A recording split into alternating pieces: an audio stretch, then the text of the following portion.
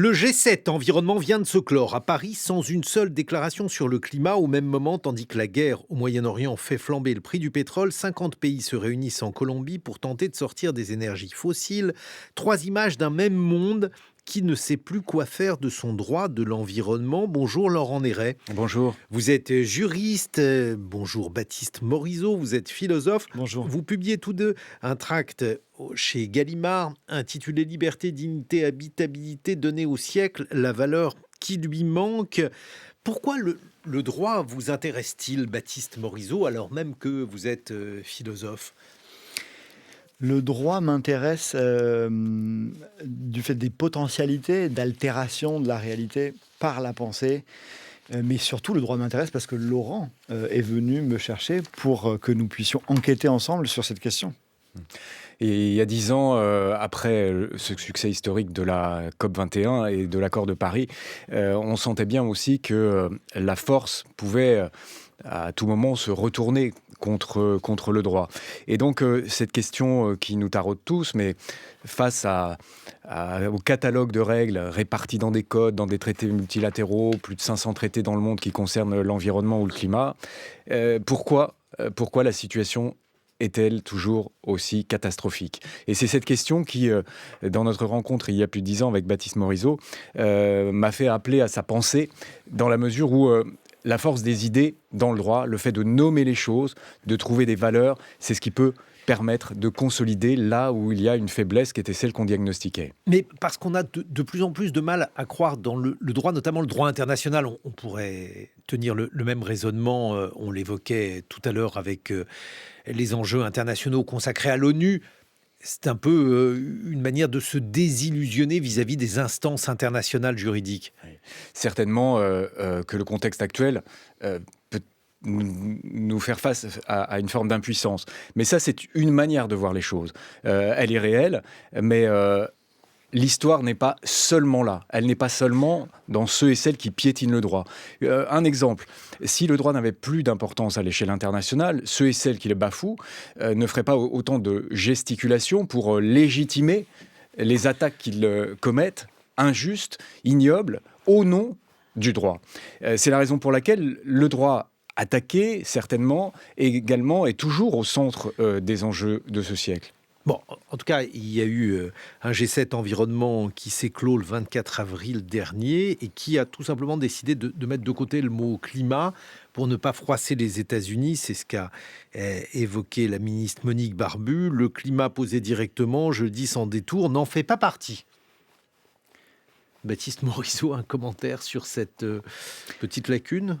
Deux choses. D'abord, les pressions politiques derrière, que l'on connaît, qui ont essentiellement à voir avec de la complaisance envers la superpuissance américaine. Et ça, l'indication, à mon sens, c'est une excellente nouvelle. La superpuissance américaine a renoncé à cette fiction utile, décisive, qui est le droit international sur les enjeux de climat. Et, en l'occurrence, cela implique que les puissances moyennes soient aujourd'hui en position de reprendre le leadership sur ces enjeux. La deuxième chose, c'est que pour nous, c'est un symptôme que les mots en présence dont nous héritons pour protéger les conditions de la vie sur la planète ne sont pas à la hauteur.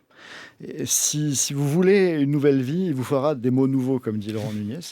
Et ici, c'est pas du tout anodin. Ce qui nous manque, c'est ça. L'hypothèse que nous défendons dans le livre, après 10 ans d'enquête, c'est une valeur protégée qui aurait une importance cardinale, comme la liberté, l'égalité, la dignité le sont dans le droit. Si jamais je vous dis liberté, égalité, climat, vous riez, ça choque l'oreille. Le climat est un objet extérieur à nous.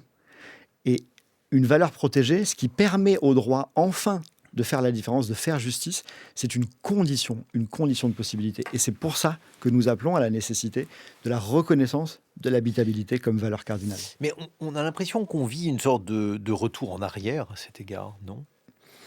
Il faut distinguer les mouvements de surface et les mouvements de fond. Il y a un torrent de surface spectaculaire, brutal, essentiellement lié, je dirais, à la frénésie impérialiste de maintien de pouvoir par la Chine, les États-Unis d'un côté, d'expansion par la Chine de l'autre, et qui, bien évidemment, accapare l'agenda médiatique dans des proportions terrifiantes. Et la rivière souterraine, plus lente, plus patiente, et qui est la rivière du droit, et qui, elle, au contraire, quand on la lit sous le prisme de l'habitabilité, manifeste des avancées significatives au plus haut niveau des hautes cours. Et ça, Laurent peut peut-être en dire un mot. Oui, Laurent Néret. je voudrais partager notre diagnostic qui était jusque-là impensé, qui relève presque de l'ordre de l'évidence, à l'image de la lettre d'Edgar Allan Poe au milieu de la pièce, et on ne la voit pas. C'est cette idée selon laquelle si le droit manque de force, ce n'est pas parce qu'il n'y en a pas, c'est parce qu'il y a un trou dans la fondation. Il n'y a pas une valeur qui sert à nommer ce que l'on protège avec le droit de l'environnement. Quand je condamne le vol, je protège la propriété. Quand je condamne l'homicide, je protège la vie. Quand je condamne le terrorisme, je protège la sûreté de la nation. Et alors, quand je protège l'environnement, quand on porte atteinte à l'environnement, qu'est-ce qu'on protège ? C'est là que l'on fait ce diagnostic. Et c'est là que proposer comme valeur protégée pour donner de la force aux règles environnementales le principe habitabilité, cela nous permet de voir autrement ce mouvement souterrain dont parle Baptiste Morisot, c'est-à-dire des forces qui sont éparpillées mais puissantes, un mouvement puissant, latent, de décisions de justice dont on pourra reparler, qui montre bien que le mouvement va aussi dans le sens du renforcement de la protection de l'habitabilité. Alors, vous parliez du mouvement de surface, Baptiste Morisot. Bon, dans le même temps, il y a le sommet de Santa Maria dont on a parlé, qui s'ouvre en Colombie, qui évoque une sortie des énergies fossiles. Bon, une sortie qui est en partie dictée, mais bon, ça, je ne sais pas si vous le déplorez, à la conjoncture qui plaide peu en faveur de ces énergies. Est-ce que ça veut dire que ce sommet est une manière de reprendre espoir ?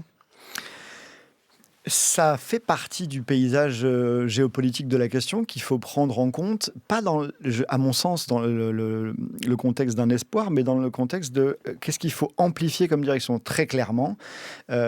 Ici, le fait que les énergies fossiles sont désormais associées à une perte de souveraineté, à une fragilité économique, alors qu'à l'inverse, jusque-là, c'était l'énergie de la puissance, et que ça amène des puissances moyennes, comme le Brésil et la Norvège, alors même qu'elles sont productrices de pétrole, à s'engager sur cette réflexion de la sortie des fossiles, font partie des signaux faibles qui nous signifient que nous sommes en train de basculer dans un autre espace. Et ce qui est pour moi décisif, c'est que ce sont des puissances moyennes. Il n'y a pas de superpuissance qui assiste à ce sommet. Et à mon sens, ce que ça révèle, c'est que lorsque les superpuissances ont quitté l'espace collectif de l'intérêt général, eh bien, ça met les puissances moyennes sous la forme du multilatéralisme, donc la France, donc la vieille Europe, en position, enfin, d'assumer nos responsabilités sur le futur que nous désirons. Laurent Néret. Un point par rapport au contexte géopolitique qui est majeur, c'est qu'il doit appeler à un réveil. Et ce sommet est certainement un appel à ce réveil. On le voit bien. Finalement, cette concentration pour les énergies fossiles, c'est une atteinte à l'habitabilité, c'est également contre l'indépendance, contre la sécurité des États et des citoyens du monde. C'est donc un appel au réveil pour préserver la sécurité, l'indépendance et également l'habitabilité pour les générations actuelles et les générations futures. Oui, mais justement, on a l'impression que le droit, en fait, c'est presque pire que ce que l'on imaginait. C'est-à-dire, non seulement le droit ne protège pas, mais il menace dans le sens où on a la sensation qu'il protège plutôt les investissements fossiles. C'est un visage, peut-être, c'est le visage de Janus, avec les deux faces. Et je crois important d'être lucide, de ne pas être naïf. C'est la première face dont vous parlez. Effectivement, difficile. Celle qui manipule le droit, ce que font certaines grandes puissances actuellement. Et puis il y a l'autre face, cette face qui est en force aujourd'hui de résistance, et il faut résister, et qui montre que ce n'est pas toute l'histoire. Et je crois beaucoup à ce que toutes les graines semées en ce sens peuvent jaillir, vont jaillir. L'accord de Paris, par exemple, en 2015, beaucoup l'ont signé, les États-Unis en premier lieu, en étant certains qu'il n'avait pas de valeur contraignante et pas de valeur obligatoire. Eh bien, on le voit, les décisions de justice aux Pays-Bas, les décisions de justice en France, en Allemagne, en Colombie, s'appuient aujourd'hui sur l'accord de Paris pour condamner les États. Et ça c'est un signe qui pas un signe béat, c'est un signe d'une réalité qui fait que ceux-là même qui veulent détourner le droit, eh bien à un moment donné, ils se le reprennent tout simplement parce que c'est faire justice. Bon, mais un investisseur pétrolier, aujourd'hui, peut attaquer un État qui déciderait de fermer un gisement, Laurent Néret. Il le peut, c'est une chose. Va-t-il nécessairement gagner? C'en est une autre. C'est-à-dire qu'il y a ce que l'on pourrait qualifier simplement pour les auditeurs, une sorte d'ordre public supérieur qui permet, longtemps après avoir conclu un traité d'investissement qui permet effectivement de penser que l'extraction fossile, des mines, puisse exister, eh bien qu'on puisse revenir là-dessus parce que l'état du monde nécessite de le faire. Et au nom de cette forme d'ordre public supérieur, si on considère, et je crois que si on fait un sondage, on peut tous considérer que l'habitabilité, c'est un intérêt majeur et supérieur, eh bien dans ce cas, on peut légitimer et justifier que ces investissements soient mis en suspens. Baptiste Morisot, une réaction par rapport à ça? À mon sens, en fait, on n'est pas dans le bon espace de débat là. Précisément parce que on est dans cette situation caractéristique de devoir mobiliser les mots de la puissance adverse pour nommer la situation. Et c'est vraiment ce point que je veux rendre visible dans notre réflexion et dans la raison pour laquelle on est là. C'est que l'édifice du droit n'est pas monolithique. Le droit, comme globalité, n'existe pas. Il y a, à l'intérieur du monde du droit, toute une série de forces. Et la question, c'est où sont les brèches, où sont les portes étroites pour amplifier le droit qui protège et dont nous héritons d'une tradition magnifique et éminente, contre le droit qui favorise la destruction.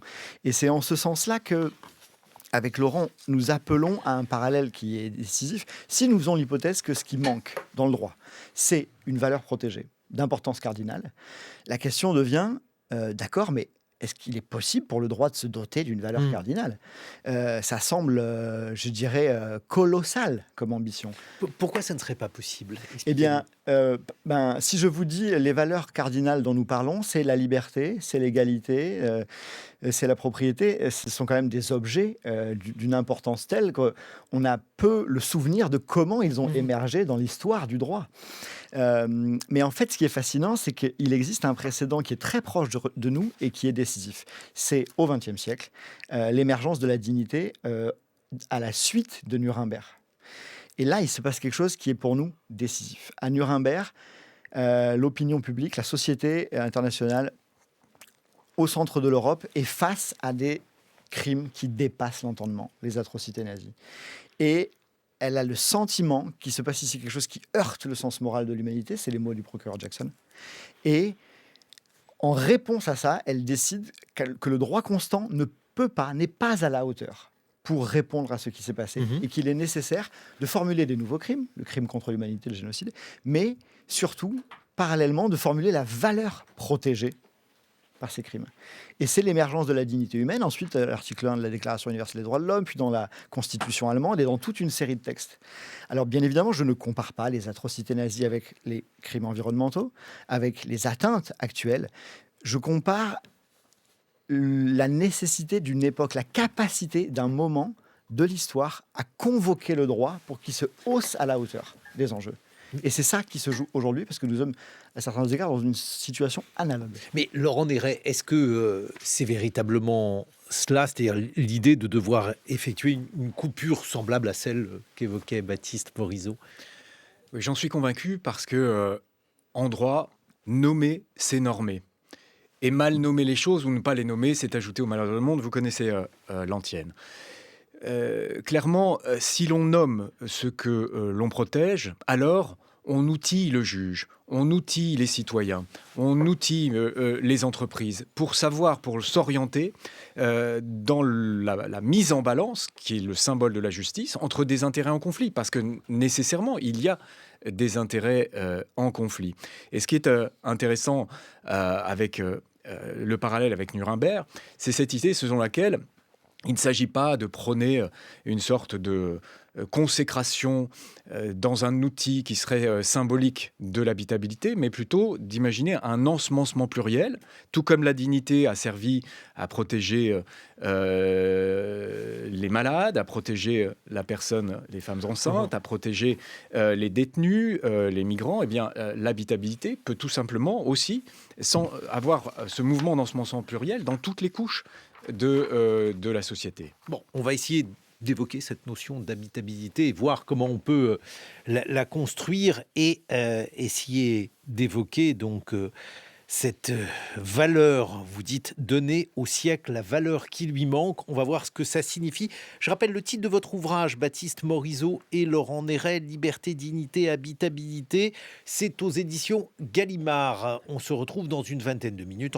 Guillaume Erner. Et oui, on évoque la question du droit, puisque la semaine dernière, 4 événements simultanés illustrent ce que votre livre diagnostique. Le G7, environnement qui efface le climat de son agenda à Paris, la loi Duplon 2 qui revient, la guerre en Iran qui révèle l'addiction fossile dans toute sa brutalité. C'est ce que vous évoquez, Baptiste Morisot et Laurent Néret, dans votre livre Liberté, dignité, habitabilité, donner au siècle la valeur qui lui manque. C'est un tract Gallimard. Laurent Néret, j'aimerais justement qu'on revienne sur ce mot habitabilité. Qu'est-ce que vous désignez par là? Qu'est-ce qu'il peut y avoir comme piste dans ce domaine? Mais moi, j'aimerais répondre sur comment le droit peut se servir de l'habitabilité. Et je crois que c'est intéressant d'entendre Baptiste Morisot sur la notion même d'habitabilité, celle qu'on a construite ensemble. Habitabilité, c'est la propriété d'un milieu d'être habitable. C'est-à-dire, c'est un milieu où la vie peut survivre, mais aussi prospérer, explorer ses possibles, où nous pouvons faire société. Et ce faisant, l'habitabilité est la condition de toutes les valeurs protégées, de tout ce à quoi nous tenons.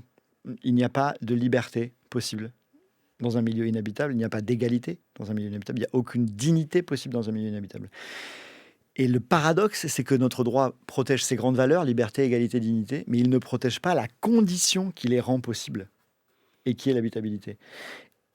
Et même au contraire, il défend une liberté d'entreprendre qui, dans beaucoup de contextes, porte atteinte aux conditions de la vie, qui sont les fondements même de la stabilité de nos sociétés, de la stabilité de nos économies et de la possibilité pour nous de prospérer. Donnez-nous des exemples, Baptiste Morisot. Un exemple simple, vous permettez l'usage massif de pesticides de synthèse qui génèrent des potentiels hauts rendements sur une agriculture qui est extrêmement fragile, qui est complètement dépendante du pétrole et qui empoisonne les sols, empoisonne les eaux, empoisonne les corps et qui, ce faisant, n'a aucune durabilité, vous, ce faisant, portez atteinte à l'habitabilité au nom de la liberté d'entreprendre et en fait très exactement au nom de favoriser les hauts rendements de certains intérêts économiques locaux. Mais alors, je me suis posé la question suivante, parce que l'habitabilité, on peut la décliner à différents temps. Aujourd'hui, par exemple, on évoque la question des énergies fossiles, puisqu'il y a un renchérissement du coût de l'énergie. Rendre le monde habitable aujourd'hui, c'est permettre à des gens qui ont des voitures qui fonctionnent au gazole d'acheter du pétrole bon marché, ou en tout cas moins cher que celui qui est proposé à la pompe. Est-ce que cette habitabilité-là, vous en tenez compte? Non, parce que ça n'est pas de l'habitabilité. Ça, c'est des problèmes d'organisation de la société, mais nous parlons d'un soubassement qui est beaucoup plus grave et qui a à voir avec juste le fonctionnement minimal d'une économie. Si jamais vous détruisez en masse ce qui permet à une agriculture d'être robuste, d'être résiliente, de faire face aux bouleversements climatiques qui arrivent, qu'on va sentir là cette année de manière exacerbée avec le super El Niño qui arrive cet été, là, vous portez atteinte à l'habitabilité. Et donc, c'est le fondement invisible de tout ce qui occupe ces enjeux d'actualité dont on parle ici, mais qui n'est pas suffisamment pris au sérieux. Et la clé, c'est que ça n'est pas pris au sérieux parce que ça a été nommé environnement.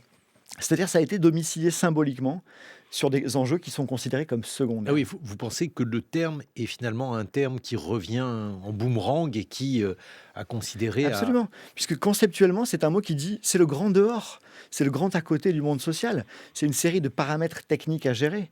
Mais nous, on ne parle pas de paramètres à gérer, on parle des conditions de possibilité pour qu'une société puisse ne serait-ce que continuer à fonctionner ensemble dans des conditions décentes. Bon, mais d'un autre côté, vous citez dans votre livre les pollinisateurs, la faune des sols, les récifs coralliens, etc. Toutes choses qui, à mon avis, paraissent importantes à tous, mais si on essaye de les hiérarchiser, et c'est pour ça que j'insistais sur la question du temps, puisque la politique au futur, c'est quelque chose qui se fait difficilement.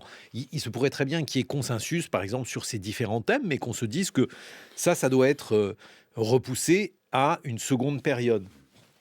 Ça renvoie à une question bien connue en droit, qui est celle de la responsabilité à l'égard du futur ou à l'égard des générations futures. Soyons clairs. Dans la mesure où la portée de nos actes produit déjà des effets qui risquent d'être plus graves ou de s'aggraver dans le futur, eh bien, le futur est déjà là. Nous sommes les générations futures. Et en droit, il y a dans ce cas-là une responsabilité qui est celle de tenir aujourd'hui le principe de respect, tenir aujourd'hui tout ce nombre de normes qui ne sont pas décalées vers l'avenir. Donc, il n'y a pas de risque, et même il y a une responsabilité à traiter aujourd'hui ce qui pourrait advenir demain, parce que c'est aujourd'hui que les actes sont à l'origine de ces dommages. Je voudrais dire une chose. Quand Baptiste Morisot nous évoque le sens de l'habitabilité, qu'est-ce qu'il nous dit pour le juriste ? Cette phrase présente dans le livre: « Sur une terre inhabitable, aucune vie digne n'est possible ». L'habitabilité est donc la condition de toutes les valeurs. Et c'est sous ce prisme, avec ce nouveau regard, qu'on peut voir autrement un mouvement qui est un mouvement, pour l'instant, sans cohérence d'ensemble, mais qui peut être puissant et pour lequel il faut passer à la vitesse supérieure. Je donnerai quelques exemples, 3 exemples. D'abord, eh bien, le droit change de nature. Vous avez beaucoup cité des règles environnementales et on a tous ce sentiment de se dire qu'il est simplement incantatoire. Eh bien, on le voit sous la pression des citoyens, des activistes, par un besoin de justice, ce droit devient de plus en plus obligatoire. Par ailleurs, jusque-là, ce qui était légal, organisé par des procédures, des taux à respecter, mais finalement des pollutions autorisées, eh bien, devient aujourd'hui illégal. Je citerai une décision historique de la Cour internationale de justice rendue cet été. La Cour internationale de justice devait répondre à la question existe-t-il une obligation à l'égard des États en matière de préservation du climat ? La Cour a répondu oui, mais elle a répondu dans des termes absolument magnifiques et très forts qui me marquent. Je crois qu'on est ici dans un point de bascule. La Cour nous dit que du point de vue le plus éminent du droit, on est donc au sommet de la hiérarchie des valeurs. Les composantes de ce qui unit les écosystèmes, de ce qui les rend indépendants, ce qui permet à la vie d'être durable, eh bien, tous ces comportements sont interdits. Un comportement qui nuit à des écosystèmes interdépendants, qui rendent la vie possible, durable, eh bien, ce type de comportement est interdit. Baptiste Morisot, j'aimerais qu'on prenne un exemple, fonction concrète d'une valeur cardinale, écrivez-vous, l'exemple des pesticides et de la nappe phréatique. Oui. pense que c'est une manière assez claire de rentrer dans le sujet. Parce que vous évoquiez tout à l'heure le problème du temps. C'est très intéressant de se positionner sur cette question. Je soupçonne que ce n'est pas un problème de temps, parce que les atteintes actuelles à l'habitabilité, je dirais, sont contemporaines et elles produisent des effets que nous allons vivre, que nous vivons. Ce n'est pas un problème de temps, c'est un problème de hiérarchisation de l'importance. Voilà mon point.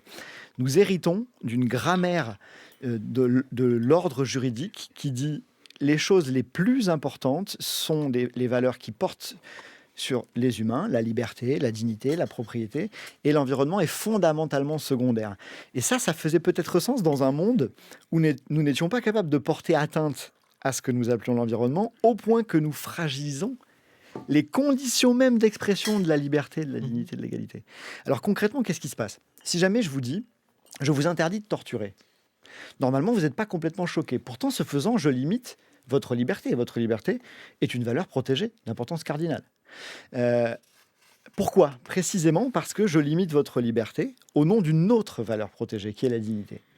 Si jamais je limite votre liberté d'épandre des pesticides à proximité d'une source, à nouveau, c'est une valeur cardinale qui est empêchée. Mais je le fais au nom de quoi? Eh bien, la réponse est contrainte administrative, réglementation environnementale. Donc là, on comprend très bien le sentiment d'injustice qui peut traverser non seulement le monde agricole, mais pas seulement, l'ensemble de la société, et en particulier les plus défavorisés, dès l'instant où on leur oppose la nécessité de renoncement au nom de contraintes environnementales. Le problème est lié au fait que nous n'avons pas formulé ensemble la valeur cardinale qui est en jeu ici. On punit des comportements sans dire au nom de quoi on les punit, on demande des changements de vie, sans expliquer la portée de ce qui se joue. Et ce qui se joue, c'est que épandre des pesticides à proximité d'une source, avec tous les effets en cascade sur les corps, sur les eaux, sur la robustesse de l'agriculture, c'est une atteinte à une valeur cardinale qu'est l'habitabilité, qui conditionne l'expression des autres valeurs. Bon, mais là, par exemple, on a appris, Laurent Néret, que 19 millions de Français avaient bu en 2024 une eau qui était impropre à la consommation, au moins une fois dans l'année. Qu'est-ce qu'on fait, par exemple, de ce type d'atteinte? Vous savez, les citoyens, la justice, ils la vivent. Ils la ressentent et elle ne se décrète pas, la justice. Et ce que l'on ressent à l'égard de l'actualité que vous évoquez, comme à l'égard des discussions autour des lois permettant la dérogation à certains néonicotinoïdes, c'est qu'il y a une forme de décalage entre un droit technique, sûrement très bien fait, c'est-à-dire argumenté, paramétré, et puis la portée qu'il a, l'injustice qu'il peut entraîner. Et je crois qu'on en est là avec les règles en matière de droit de l'environnement. On en est là avec l'habitabilité. C'est qu'elle nous permet de diagnostiquer l'injuste, là où jusque-là on voyait du réglementaire. Elle nous permet de dire c'est inacceptable parce que on ne peut pas négocier d'un droit à un environnement sain, le droit à la sécurité, à l'égard d'autres libertés ou d'intérêts généraux qui ont un intérêt général peut-être secondaire. Jusque-là, la charte de l'environnement, majeure, essentielle, sur laquelle il y a des décisions de justice importantes, mais la charte de l'environnement, clairement, a un certain nombre d'articles qui sont de second ordre. L'enjeu avec l'apport de cette idée d'habitabilité, c'est de faire remonter dans la hiérarchie des valeurs et des normes, la charte de l'environnement, au premier ordre, en premier rang, parce que c'est une question de postérité et de prospérité de la vie. Bon, derrière tout ça, et vous évoquiez Baptiste Morisot, le cas de Nuremberg, non pour faire un parallèle, mais pour évoquer un certain nombre de crimes qui étaient des crimes sans précédent et qui justifiaient donc des termes nouveaux, notions juridiques nouvelles. L'écocide, c'est également des crimes sans précédent qui justifient un certain nombre de caractéristiques ou de caractérisations juridiques nouvelles.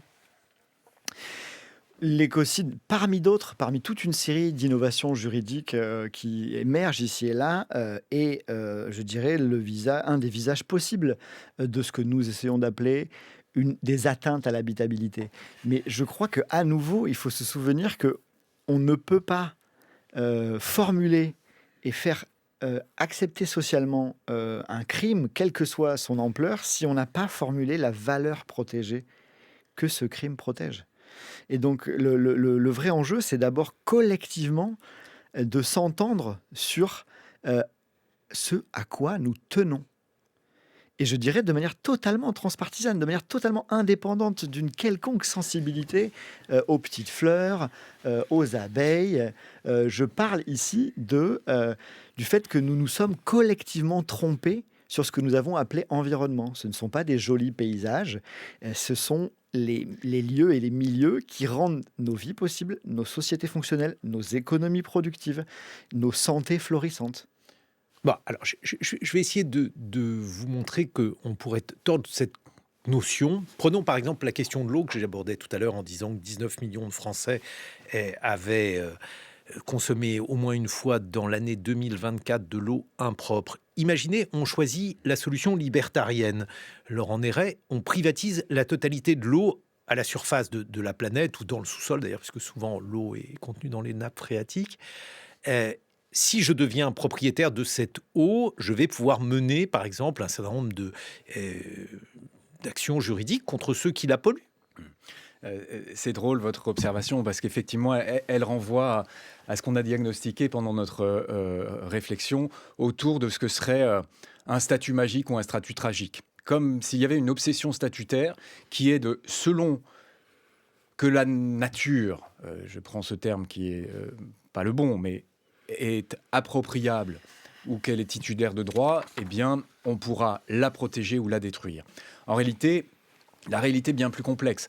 Vous donnez un exemple qui permet de parler de la réalité dans un autre pays qui est le Chili. Au Chili, l'eau est justement un bien privé. Et c'est la raison pour laquelle un mouvement de réforme de la Constitution a été initié, pas pour la question d'organisation des pouvoirs, parce que l'eau bien commun était appropriée et que clairement, les pollutions étaient des pollutions dont on ne pouvait se départir parce que le propriétaire n'était pas protecteur.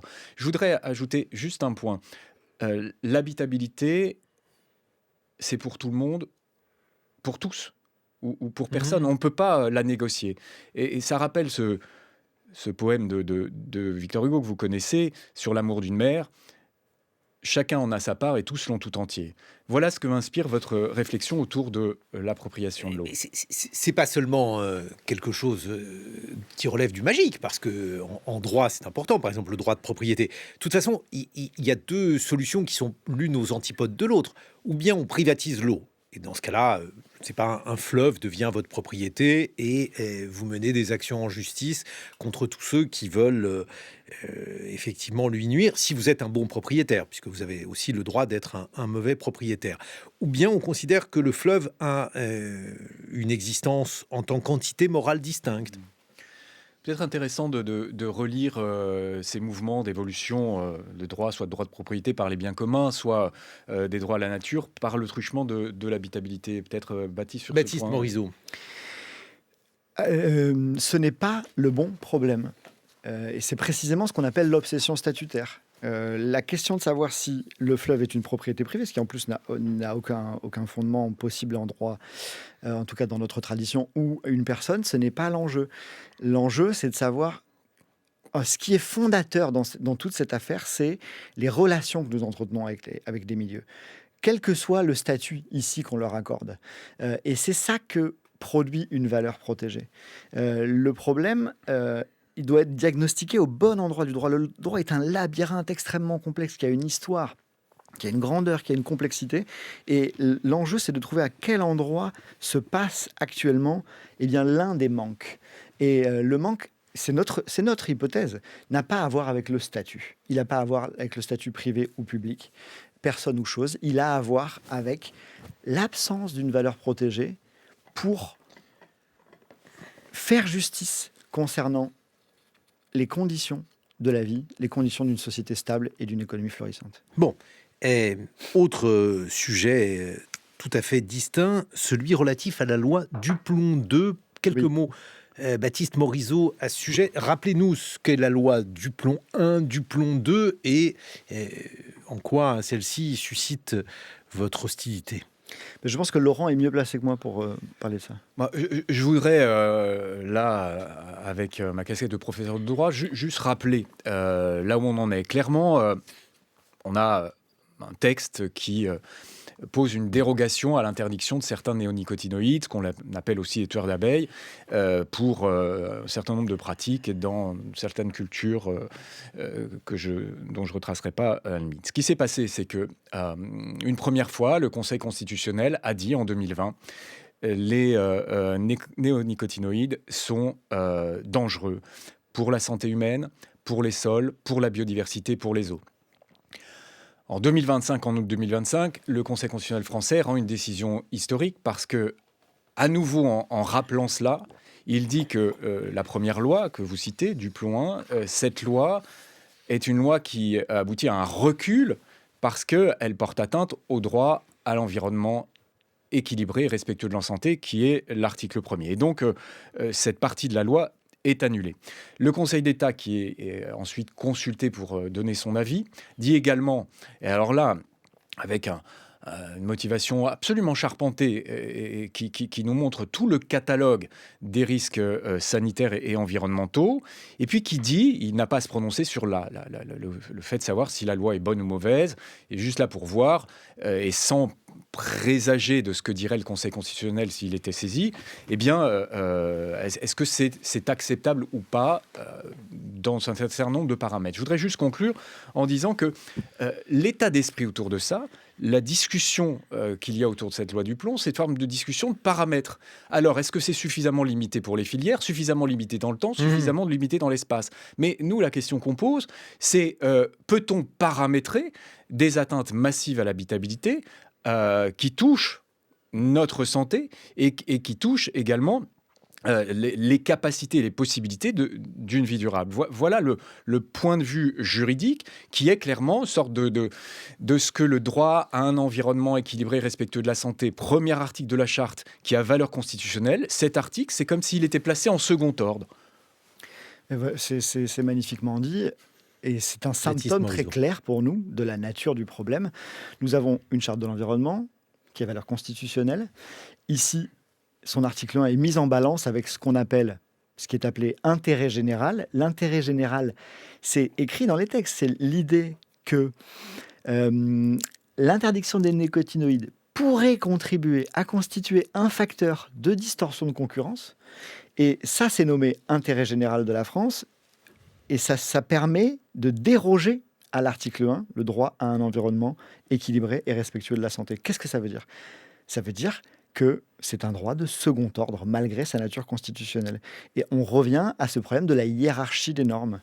La protection de ce qui produit les conditions de la vie est secondarisée dans notre droit. La balance de la justice est faussée. Le jeu est inégal. Et c'est pourquoi les arbitrages, systématiquement, vont favoriser les autres valeurs protégées au détriment de la condition même qui les protège toutes. Laurent Néret, un mot de conclusion.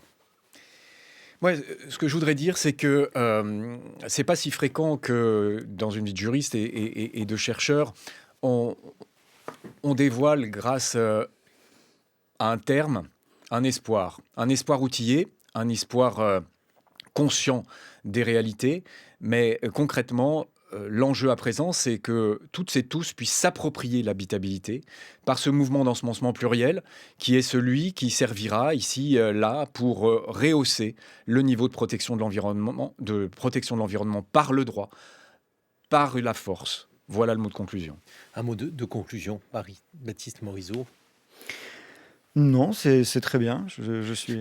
Et je renvoie donc satisfait. à votre ouvrage, Baptiste Morisot et Laurent Néret, Liberté, dignité, habitabilité donnée au siècle, la valeur qui lui manque. Dans quelques instants, nous